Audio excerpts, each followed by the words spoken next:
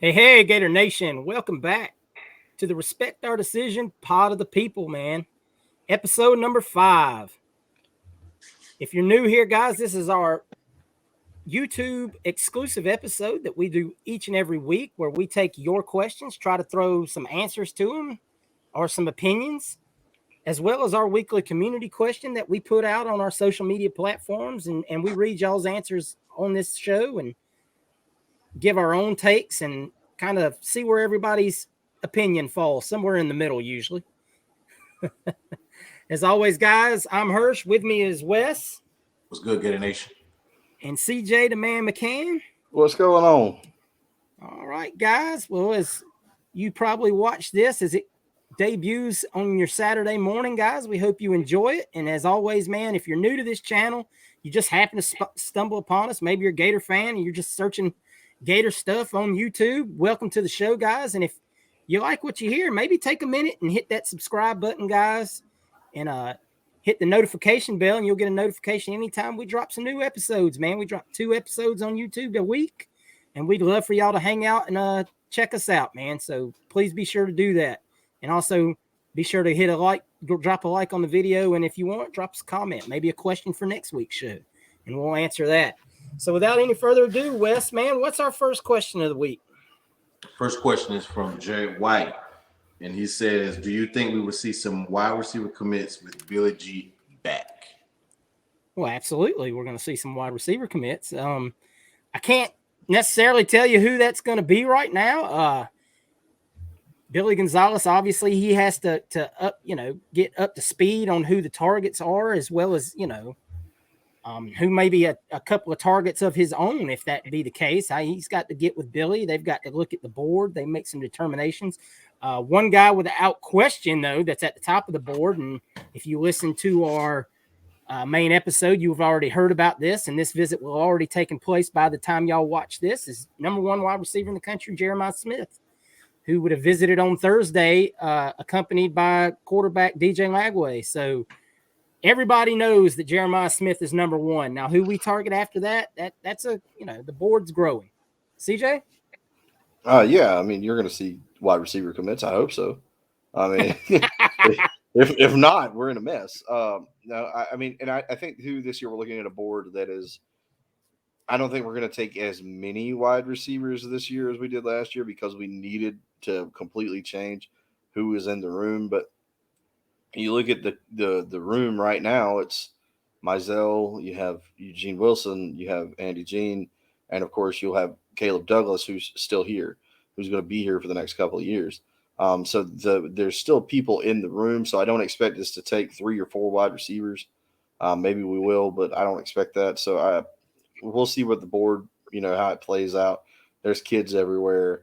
Jeremiah Smith right now is of course like the number 1 utmost importance. This is the wide receiver you want. Forget everything else. So he's going to get all the attention right now, and I'm sure more and more names are going to come out as these kids start to warm up and they start doing more camps, and you start seeing these athletic guys run track and things like that. So yeah, of course we're going to see some wide receiver commits with Billy G. Don't know when. That's kind of fluid right now, though. Yeah, I agree with you guys. I don't see 4 like we said, CJ, but maybe 3. If you get Jeremiah Smith and there's 2, I don't care who else is in the class, and we get Jeremiah Smith. We get Jeremiah Smith, you could scrap the rest of the wide receivers. Just give me give me another body out there to take some reps and practice. Yeah, just go to the portal for the rest of the guys. All right, next question is from Justin Wood. He says, Florida's getting a lot of crystal balls lately. Do you think any top tier 4 stars or top 100 kids will pop at the spring game? Justin, it's really hard to say right now, man. Things are really fluid in recruiting right now, and I hate to be vague with that answer, but we don't know who's coming for the spring game yet. That visit list, you hear names, but with the game being on a Thursday, it could be very iffy as to who. It could be the day of. Oh, I have to cancel. I can't make it. That it's a tricky situation. I will take that a little step further, though. I absolutely think you could see 1 or 2 commits between now and maybe up to the day after the spring game. Let me put it that way. I definitely think we're in a good position to possibly get one or two kids hyped up, and maybe a 2025 kid like quarterback Austin Simmons, who's visiting again this weekend. You might see him pop as well. Yeah, I think we'll see some kids commit at the spring game. I'm, that's just kind of how I feel. I feel like you're going to see, you look at like last year, post spring game was kind of when everything started to happen. So you like had like summer months, everything started to happen, and the spring game's going to kind of kick that off. So I feel like, yeah, I think you'll see somebody commit at the spring game, whether it's just like local kids from like Buckles or something like that. I think we'll see that for sure. Yeah, just I'm looking more at Friday Night Lights and that during the summer than more this spring. But I agree with the guys. Maybe one or two from now and to like a couple like that weekend of the spring game, or the week after the spring game. But I'm looking more forward towards Friday Night Lights in the summer. Definitely. Back to Justin. I guess this is for you, CJ. He All says right. he My has man, Justin Wood, let's go. yeah, Justin has a baseball question. He says, "What do you think the Gators' baseball record will be at the end of the year, and how many homers do you think the Gators will finish with at the end of the year?" Okay. First part, I think we're at 50 wins right now, based on everything that I'm looking at, the schedule. It could all change tomorrow, but like right now, I say we're probably going to be 50-16 by the end of the season. That's kind of like my guess, which is a solid enough record. Um, but that's about 8 more wins than we had last year. I think we went 42-24 last year, so that's 8 more wins than last year. Because last year we got swept by Georgia, swept by Tennessee. I don't think that happens this year. And then as home runs go, oh my God, you look at Caglione, he's at 13 now. Rivera's at 10. Langford's hurt, but he's still at 7. Curlin's hit 4. Sterling, Tyler Shelnut, he's hit 4. I'm in the 50-60 home run range right now. I think that because I think 30 of those would probably just come from Jack Caglione at the rate he's going. Yeah, it's crazy, man. Like I always leave the baseball up to CJ because he's the expert here. But my God, I mean, these guys, every time, if you look at Nick Delatorre's feed or Jacob Rudner with 247's feed, oh my God, anytime you look at one of these guys' feeds that's covering the baseball team, it's another ball going out of the stadium. Mm-hmm. These dudes are would have had 2 incredible. more last night if it wasn't for FSU's stupid rinky-dink fence over there. Well, they're poor, so give them a break. Well, they had to put it up. They can't afford to fix somebody's car if it goes through a windshield. All right. Next question is from Bo Dawes. Shout out to Bo. He asks questions every week as well. He says, "Can you guys give us a breakdown of who besides the projected starters on the O line we can expect to fill gaps caused by injuries or just to give the next man a rest?" So, say somebody gets a sprained ankle one week. You talking about just on the O line? Yeah, just the O line. He wants to know how our depth look. I actually think the depth is pretty good right now. As far as now, you've got some young guys, obviously with no experience. You're going to have, Roger Kearney's going to be in there fighting to be a backup guard. Jalen Farmer, he's back and forth. Obviously, you have Damian George, who, if he's not the starter, maybe at right tackle, could play a guard position or a tackle position. You've got Harris coming in, who's probably going to be your backup center. So that would be my biggest area probably of concern. But I actually really like the depth that we have on the offensive line as a good mix of young guys and experienced guys. Yeah, depth is definitely seems like it's better than it has been. Just the only concern you have is inexperience. You've got like guys like Lovett who are inexperienced. Farmer, inexperienced kid. Najee Harris, Caden Jones. Roger Kearney, all these guys are probably going to get rotated in and probably will be backups with limited experience, of course, but they're going to have to, old saying, you're going to have to learn to some point, right? Either we're going to find out whether or not you're going to play ball or not. Some kids, you just have to throw them in the deep end and hope they swim. And I think that's kind of what the mindset is right now. Yeah, and I mean, take in mind we've already lost weights for the season, but right. I think that if there was a good time for an injury to happen, his injury happened at probably the best possible time because we were able to take one more lineman in the portal. Kudos to Billy and the staff and Rob Sale for really adjusting on the fly with that one and making that a priority, because I really think you've got a bunch of guys right now that could play multiple positions along the offensive line, and a few with a good experience. When you talk about George, he played at Alabama and started. And Goodwin, that degree, like Goodwin, we all know Goodwin and George are fighting for that right tackle spot. Right. Whoever doesn't make it is going to be the backup. So you got two guys with experience, and you guys brought up Slaughter and Farmer on the inside. Those guys are redshirt freshmen now, so they've been in the program, been able to learn and develop under Coach Sale. Second year is that makes a huge difference, having the second season. Definitely. So we're good there as far as the depth. As far as now, we don't want injuries, but if someone happens, we kind of straight as far as inside and tackle as far as guys with experience. Thanks for sending in that question, Bo. We always appreciate you. Yeah. Next question is from Devin Hatters. He says, "How did you guys become Gator fans?" CJ, you want to go first? Mine's a little long.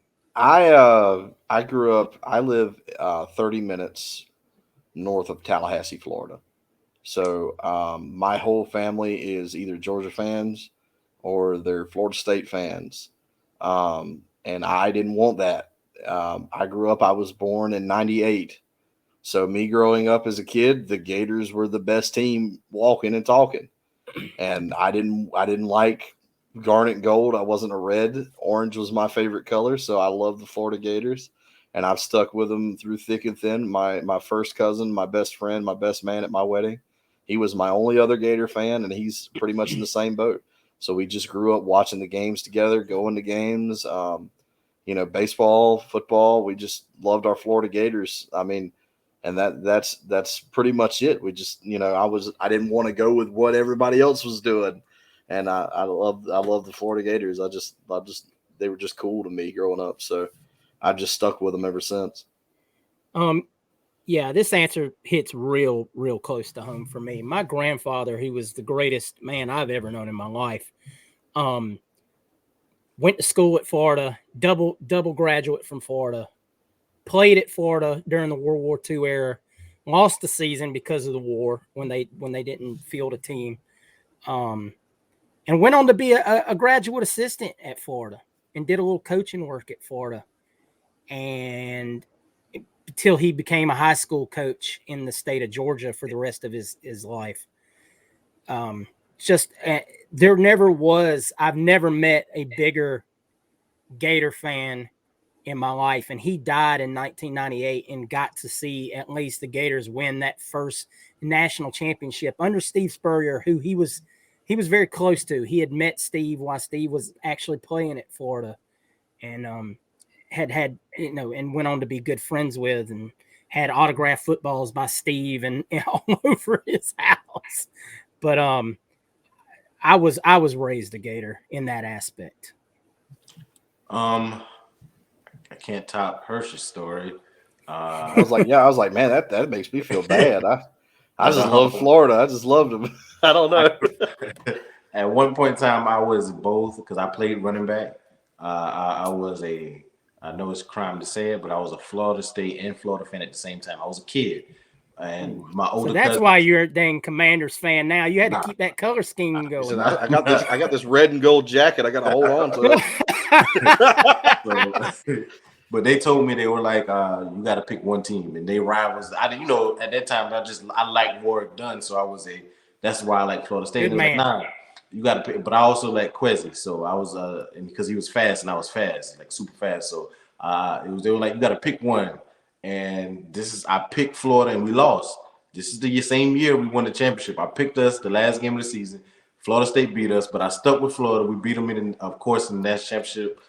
Couple about a month later or whatever, and I was a Florida fan ever since. But I had liked both of them at the same time. I liked Quezzy and Rita Anthony and Ike Hilliard, and then I was also a fan of Warwick Dunn because I played running back. And then I stuck with Florida that day. We got mollywhopped by Florida State, but we put it back on them in the national championship, and I've been a Gator ever since. Yes, sir. Shout out to Middle Georgia's own Jaquez Green. If you're listening out there somewhere, Quezzy, we love you. Yes, sir. All right. Next question is from Ryan. This is the last question from Ryan Gurin. Ryan, I hope I'm saying your name right.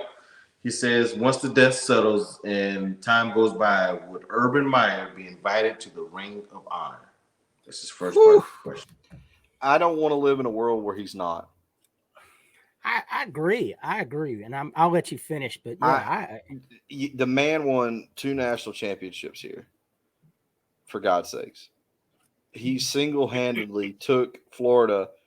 You win a national title in '96, and you do great. Like the teams that Steve fielded were good teams, but you didn't get back there again.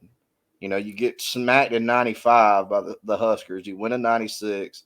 And then you don't really go back. You have your team derailed by a historic tragedy in 2001. And then you go through the Ron Zook era. But Urban made Florida relevant in the 2000s and really, really took us to another level. When you're talking there was a lot of teams that could win 1 national title.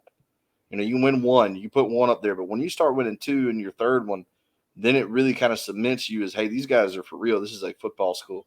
Without Urban Meyer, we aren't as prevalent as we are today. We aren't the national team. We're not a household blue blood, school. I'm of the camp. I think Urban should definitely have every accolade we can offer him. If I'm for building the guy a statue, I'm for putting his name on the board. He means that much to the University of Florida. We put the Ohio State crap away, put the Jacksonville Jaguars crap away. I don't really care about it. But when he was at the University of Florida, he was as big a name in college football and as important to this school as Steve Spurrier or Foley or Billy Donovan or any of these other guys, Kevin O'Sullivan. He is in that mold, and it would be a shame not to honor him. Yeah, I don't disagree with anything you said at all. I know there's some people in Gainesville that still aren't happy with some of the things Urban did. I worry that maybe this Netflix or documentary that's being made might delay this happening a little longer, because if we know anything, a docuseries is going to bring back up things you don't want to relive, and it's going to bring out things that people didn't hear it before will hear it now. And that's like ripping the Band-Aid off an old wound, and then people are going to be like, oh, all this was happening, and this man let it go on. And I just hope it doesn't paint him in the light that I fear that it will, because I think it will delay that happening for a while some of those folks are still in power that maybe don't care for him so much. We'll just have to see. Does he belong there? Yes. CJ said everything that needed to be said on that subject. He absolutely 100% belongs to be in the Ring of Honor. I agree. I won't add anything. You guys pretty much covered that. I think he should be in for the simple fact they're doing a 30-30 on it. Tells you enough that and he put 2 championships in with our university. So I'm just leaving it at that. He takes a little too much flack for some things that were outside of his control as well. Yeah. I mean, every single thing Aaron Hernandez did in his life for some reason is Urban Meyer's fault to some right. people. And no, that I mean, come on, man. And that's where I'm at. I mean, like if we're gonna dig up skeletons and things. Every legendary coach you can name, any one of Is them. Nick Saban to blame for Henry Ruggs Is doing what Nick he Saban did? to blame for any of that, Yeah, I mean, it's or just what Jamarcus Russell, or or anything like that. I just don't. Bobby Bowden has skeletons in his closet. big ones. We already know about Joe Paterno's stuff. We know all about these guys. We know about Tom Osborne. We know about these guys. Philip Fulmer. All the greats have their flaws and their issues, and it might take 20, 30 years before Urban gets the recognition, here, because of the the PC culture and things like that you have to worry about, the political correctness and different things that in this social media age that you have to live with. But if we're just going on specifically, do I think he will get there? Do I think he deserves it? Yes. I don't think that there's any way you can tell me Urban Meyer does not deserve every highest accolade that we could give him at the university. All right, that's all for me, folks. We can move on to the community question of the week. Community question of the week, guys. And this, this is a good one for all college football fans. Most of us have always you think about this in the back of your mind. Community question of the week: what college football stadium do you have on your bucket list? Look, we know pretty much everyone that listens to this is a Gator, and we all love the Swamp. But I'm sure most everybody has that stadium that they watched on TV during a bowl game or during, just at the height of a team's popularity, when the stadium is rocking and all their traditions are going on, and be like, man, I'd like to experience that live. Whether it be the Iron Bowl, when, Bama and Auburn are playing, any of those. So that's what this question was mainly centered around. And, man, we got some really good answers this week. And I'm going to start off with a great Gator, Allie Pete Wilbur. And if you haven't checked out Allie Pete Wilbur's YouTube channel, man, go check her out. She is just exploding. And Allie, we appreciate you being interactive with our question this week. And she had several answers: the Rose Bowl, the Big House, a Penn State whiteout game, and the Horseshoe are all on her list. And man, I can't say any of those are bad choices. Those are all solid. Especially that whiteout. Yeah, man. Yeah. I mean, God almighty, I've seen that on TV, and I'm like, dude, that is something. That was in my top 3 when I was coming up. I was with her. I'm with her on that whiteout.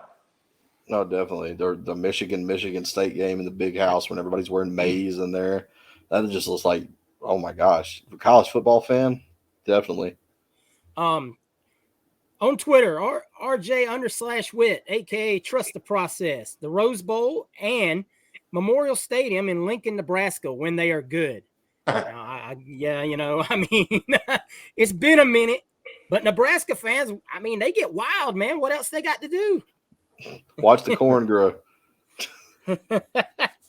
And that was also Gator Josh, longtime listener of the show. That was his as well. He says, although I've been a Gators fan since the late 80s, early 90s.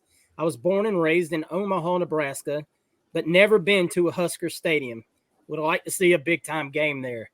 Hey, man, I think old Matt Rowe might get the old Cornhuskers back cranking out there. I think he will. Let me see here. We got some more answers here. Let's see. GP to 3, long-time follower. GP, we love you, man.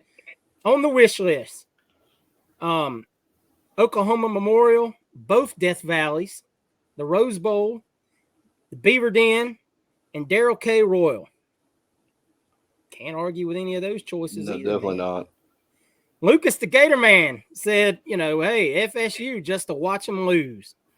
Hey, I support you on that, Lucas. Anytime you don't want to do that. Even watching them lose, you don't want to go sit in that dump. That place is a dump. Steve G, Big Steve. Steve is a Miami fan, so props to you, Steve, for giving a reply to this. The Rose Bowl and Husky Stadium in Washington. I agree with that. I liked it.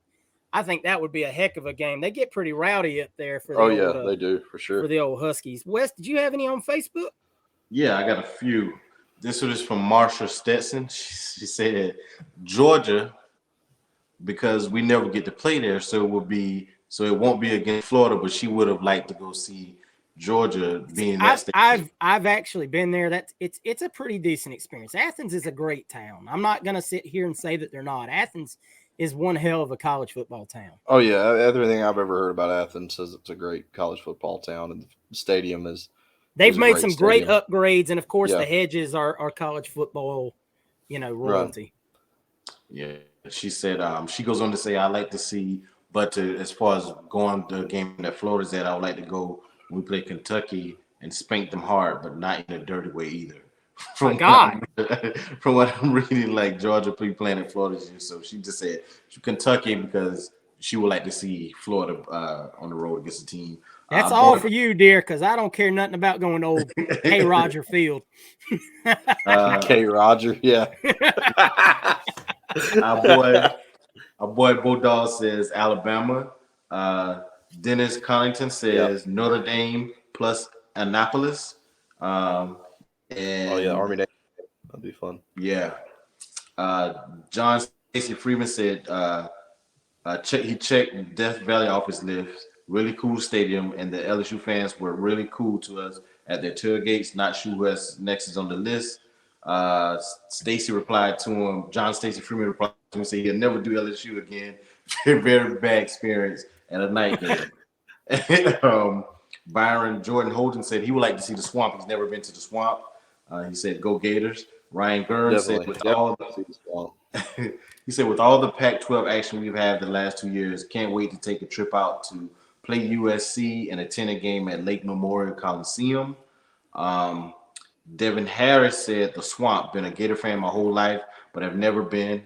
He grew up in Utah. Then, because of my podcast, he had an interaction with another fan that says, and this is from Dennis Connaughton, who replied earlier, says he gets a lot of extra tickets sometimes. He sits by the Spurrier family and he reached out to Devin and said, "Hey man, I might do that." So that's what it's about. Yeah. Hey man, we appreciate y'all guys. That's what it's all about right there, man. Yeah. That's what Gator Nation is. You guys need to make the trips to, if you haven't been to the Swamp, and I saw a lot of those. If you haven't been to the Swamp and you're a Florida fan, you really have to just make your way to do it. It's like traveling to Mecca for us. I mean, it's the end all be all of college football. And even if you drive through Gainesville, maybe if you drive through Gainesville in the off season, man, you can go into the stadium, you walk around, take pictures with your family. Yeah, definitely. Yeah. Joy Stevens says, only the Swamp. I have no desire to go to any other stadium except the best one. Go Gators. Gary Taft said he wants to go to Jacksonville so he can see the Florida and Georgia and do the game is the only good thing that happens there. Yeah, I have no desire to go to Jacksonville. Sorry to all the great friends in Jacksonville. Yeah. Justin Wood said, I would like to go to the other Death Valley and go to Clemson to see them run down the hill. Looks like a rocking environment. And to someone who's been there, Justin, it is a hell of an environment. It is very, very loud. I don't know about all that. That looks like going to first day of kindergarten, man. They have an SEC environment. You ride a bus, you play with a rock, and then you run down a hill. Yeah, following the line leader. You got to follow the line leader. SEC atmosphere as far as the I know they got a great atmosphere, but their traditions are funny to me. Touch the rock, baby. Touch that doorstop. See, we did that in high school, man. So as far as touching the rock. All right, CJ, what's your stadiums? I struggle with this. I'm actually going to try to cross this one off the bucket list. I want to go to Davis Wade Stadium and go to Mississippi State. I've got a good friend of mine that lives in Jackson, and I've always wanted to go to a Mississippi State game. Those freaking cowbells, man, that place. My daggum, my anxiety would be destroyed. Dude, I've always looked at that stadium as a place that I'm like, man, I've got to go see that one time. There was a couple. I mean, of course, LSU would be fun until they probably threw stuff at me. And then definitely South Carolina would be another one that I would like to go see a game in South Carolina. Hear that big rooster. When they play Sandstorm and those guys are waving those towels in that place, that place looks like it's jumping. It is. Definitely for sure. Wes? Yeah, I'm gonna do a 1-2 punch. I want to go to even though one of our fan questions got me thinking twice about it. I want to go to an LSU night game, but his experience got me thinking maybe I don't want that's someplace I don't want to be. And I've never been to the game in Jacksonville, so I think I might be there this year. I think I'll make that drive from South Carolina down there. It's only 4 hours from me. So I think I'm gonna make that drive down there this year to Jacksonville. I mean, experience the cocktail party for sure if you want to, but man, I've got no desire. I just want to see us especially play. not to especially not to see us get like railroaded or something. And it depends on how we look. If we look good, I'm taking that drive. Take the drive. I've actually seen some of these, you know, and I'm going to tell you, one would be Notre Dame when USC comes to town. I'd love to experience that. I know that atmosphere just has to be crazy, and I'd love to experience the Domers out there. You know, with them gold helmets coming out the tunnel. Such a college football tradition. But my guilty pleasure one, man, is Lane Stadium, man. Virginia Tech, Enter Sandman, rocking to start the game. You see it, Sports Center shows it.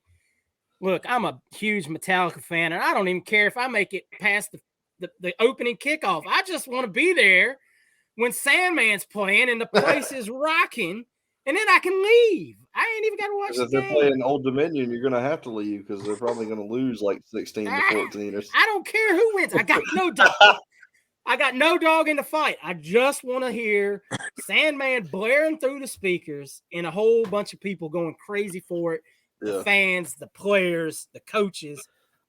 It just looks awesome, and I'm all for it. They're going to start to they're going to flip the coin, and hers is going to be like, well, I'm going to get out of here, guys. I'm on the Ben Chase schedule, man. I got to get in the car. I got to move. I saw the coin flip. I'm good. All right, guys, man, we sure do appreciate this week's questions and interactions, man. Some really good questions, some really good responses to the community question. So, guys, be on the lookout. Next week, we'll do it all over again. You know, a new questionnaire for you to drop some questions for us to ask, whether they be recruiting related, maybe football related, like the question about the offensive line, or, hey, man, CJ is itching for those baseball questions. Please give me some more baseball questions. So drop those baseball questions, man. We appreciate that as always. Justin Wood, you are the real MVP of the show, man. We appreciate you week in and week out. Shout out to you, Justin. And be on the lookout for that community question, man. It'll drop and it'll be a new question this week, and maybe some, you know, an opportunity for you to drop some answers that nobody else does, and we'll read them off on the show, guys, like we did this week. We appreciate all of y'all. As always, guys, make sure you, if you're here new to the YouTube channel, hit that subscribe button, man. Smash it. We need all the subscribers we can get to help build this platform, and we sure do appreciate those of you that have so far, and all of you that have watched the videos, whether it be 1 minute of the video or the entire thing, man. We appreciate each and every one of y'all. We love this show, these interactions that we get with y'all. It's what it's all about, and we appreciate y'all. Definitely. So till next week, guys, go Gators. Go Gators. Go Gators.